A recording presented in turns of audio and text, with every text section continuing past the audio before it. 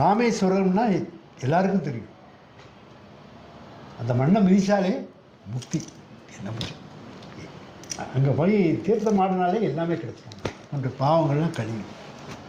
அப்படிப்பட்ட மண்ணில் பிறந்த குழந்தைகள் அங்கே அந்த ராமநாத சுவாமிக்கு சேவை பண்ணுகின்ற ஆச்சாரியன்மார், ஞானிகள்.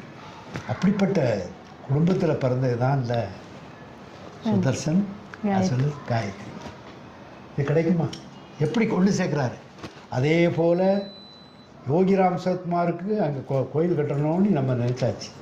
அது நடக்க போகுது. அதுக்குள்ள ஏற்பாடெல்லாம் பகவானே பண்ணுவார். He will take care.